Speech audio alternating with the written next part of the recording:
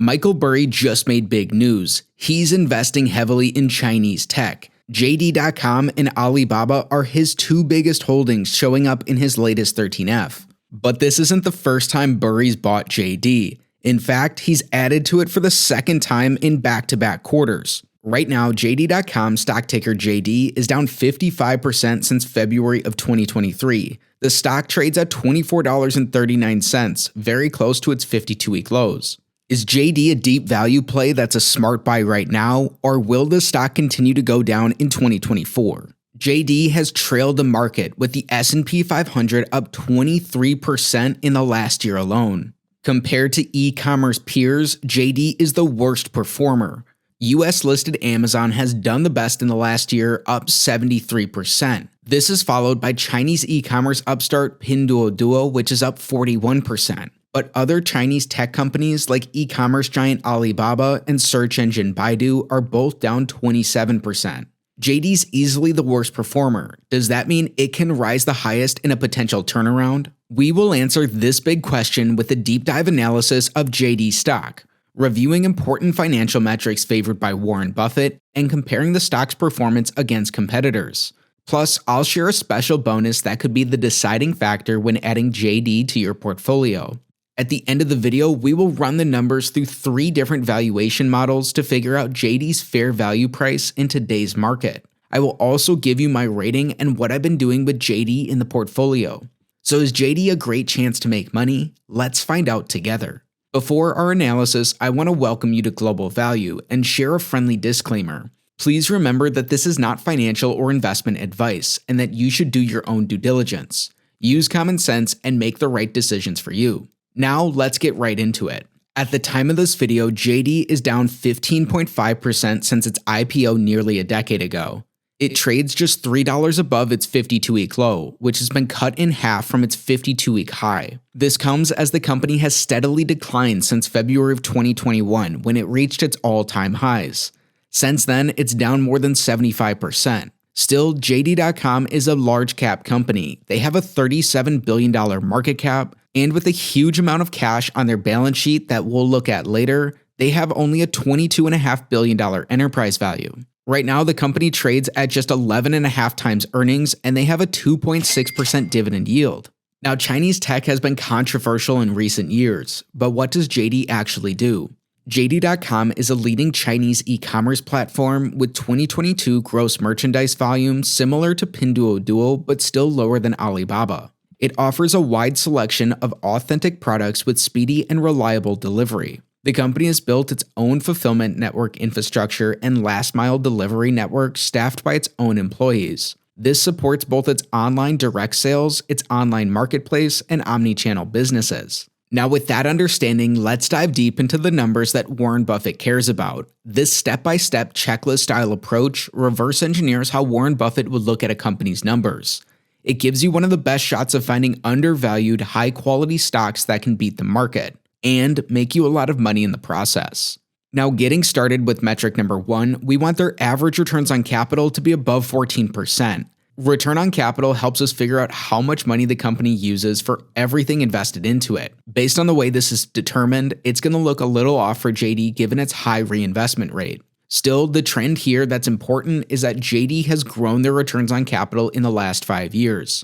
When it's averaged out, however, JD only earns 4.4% returns in a given year over this time, meaning it's an X on metric number 1. But with a high-growth company like this, it's this positive trend line that we like to see. Next, the narrative is that Chinese growth has stalled, with Pinduoduo really eating their competitors' lunch in the e-commerce market.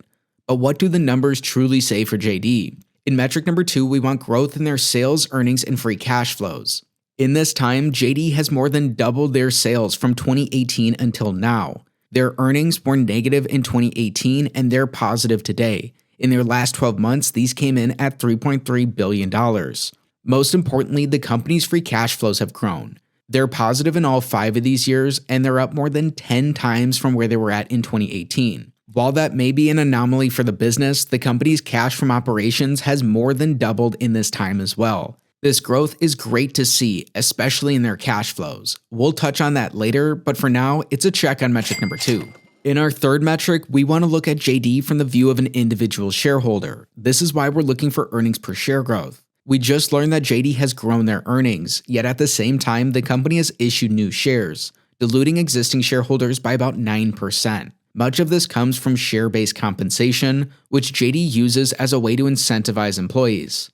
JD is not alone as a big tech company issuing shares, but it can possibly hurt with their share price crashing in recent years, as they're giving away more of their business. Still, their earnings growth far outpaces this, meaning their earnings per share are up, and it's another check on metric number 3. As always, we should not look at any metric in isolation, and we should only make conclusions at the end of the video. In our fourth metric, we want to see something similar but even more important. This is why we want free cash flow per share growth. Free cash flows are really the lifeblood of any business. JD's value is ultimately based on these cash flows, just like many other companies. This is why it's great to see that their cash flows are growing in this time. They brought in $3.04 in 2022 and $3.13 in their last 12 months. That's very strong growth, even outpacing their earnings. It's yet another check on metric number 4. It's great to see their cash flows have been even more stable than their earnings. Now, before we look at the company's debt and get into our valuations, why don't we check in on our bonus? Right now, JD pays a 2.63% dividend yield, but is it safe and can this grow? As one of just a handful of big tech companies to pay a dividend, is this sustainable into the future? That's what we want to figure out in our bonus, as we want their dividends to be covered by their free cash flows. JD first paid out a special dividend in 2021. They followed this up with regular cash dividends starting in 2022 that they've continued in their last 12 months as well.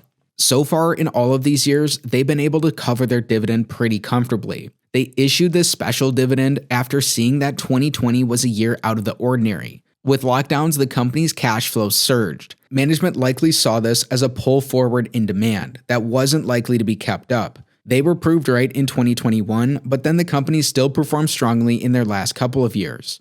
Either way, JD comfortably supports their regular dividend payments, which again give them a pretty high yield for a Chinese tech company. It's what we want to see, and it's another check on our bonus. Now, what does JD's balance sheet look like? In recessions, it's businesses with too much debt that can have the biggest losses and even go bankrupt. You don't want to invest into broke companies. Thankfully, that's not the case for JD. In metric number 5, we want their net debt to be above the sum of their free cash flows. JD's net debt subtracts their cash from all of the company's debts. With this, JD has a huge cash pile left over. In each of the last few years, they've had more than $20 billion in cold hard cash. Today, they sit on a cash cushion of $23.6 billion. And for shareholders, they brought in $22.5 billion in free cash flow in the last 5 years alone. That is phenomenal, as JD generates a ton of cash and has this big cash cushion to protect themselves on their balance sheet. It's a massive check on metric number 5. Now, how much is JD possibly worth? Jumping into our valuation models and our final metric, we'll be reviewing 3 unique models to get to our fair value price. If you're enjoying the content so far, please smash the like button and subscribe to the channel to ensure you're notified when we release similar videos in the future. In our big metric, we want JD's average free cash flow yield to be above 5%. We figure this out with an average of JD's free cash flows divided by their enterprise value, which is what we get when we add their market cap and in this case their cash cushion together. This helps us look at JD more like it's a private business. And they bring in an average of $4.5 billion of free cash flow. When we divide it by their enterprise value, we get a huge 20% average free cash flow yield, blowing that benchmark out of the water. Today, JD brought in $5.6 billion of free cash flow in their last 12 months. This means we get nearly a 25% current free cash flow yield, also massive compared to our risk premium. These both are way above what we're looking for. Based on this model, JD could be massively undervalued, and it's a huge check on metric number 6. But don't run out and go buy the business. We want to see what our other 2 models have to say before we put them together and draw conclusions at the end of the video. Our second model uses a DCF valuation to figure out what JD's future free cash flows may be worth. We'll take an average of their free cash flows, then use historical assumptions to grow these into the future. Keep in mind, JD's high growth means that they have low business predictability, and it's up to you to do your own homework here. If we grow an average of their free cash flows by 19% in each of the next 10 years, and then in the following decade, if we assume that this growth rate is cut in half and they grow at 9.5% annually, then we'll add in their tangible book value to give an estimate of their net worth. If we want a market-beating 15% rate of return, which is what Warren Buffett looks for from his investments, a fair value based on this DCF is around $81 per share. That could give JD a very significant margin of safety. Still, it's helpful to keep some key points in mind. That's why we want to look at the company's history. Compared to where they've traded at the past, JD is at some of their lowest valuations in their history. They're at only 10% of their median EV to sales ratio. They also trade close to their low of price to owner earnings, and crudely, they're trading almost at their lowest PE. We see this in their valuation chart, where JD looks potentially attractive based on a number of these standard valuations. We'll use their GF value as our final valuation, which today comes in around $61 per share. Guru Focus assigns JD a significantly undervalued rating. If you're interested in learning more about these valuations, check out the free resource on our Patreon linked in the description below. Now, we've looked at most of the numbers Warren Buffett cares about, but it's the qualities of a business that are even more important to him, especially investing into foreign companies like JD. Let's learn about their business qualities before we combine these with their valuation models to figure out a fair value price and rating for JD. Let's start with the long thesis first. Number 1, JD.com's nationwide distribution network and fulfillment capacity will be extremely difficult for competitors to replicate. Number 2, as its first-party business gains scale, cost advantage will lead to lower sourcing costs and higher margins. Number 3, JD is now the largest supermarket in China. High-frequency FMCG categories have attracted new customers from less developed areas and can drive purchases of other categories. But we need to look at the negatives as well. Let's check out a short thesis. Number 1, the new everyday low price strategy, reorganization, and restructuring of the first-party business in 2022 will lead to weak growth in the medium term. Number 2, fulfillment infrastructure could be costly to operate, especially as the company penetrates lower-tier cities with lower disposable incomes and population densities. Number 3, increasing e-commerce competition, such as that from short video platforms, might weigh on JD.com's growth and profitability. Now let's put everything together for JD.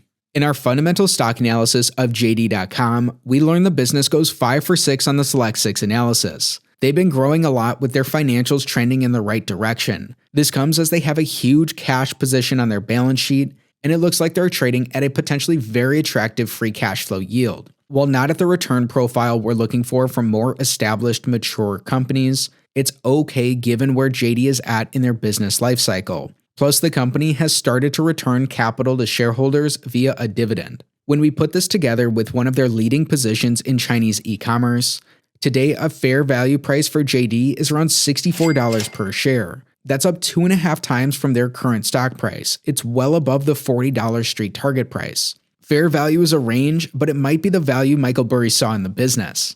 That's why he's added to it, and it's why JD is one of Michael Burry's favorite companies.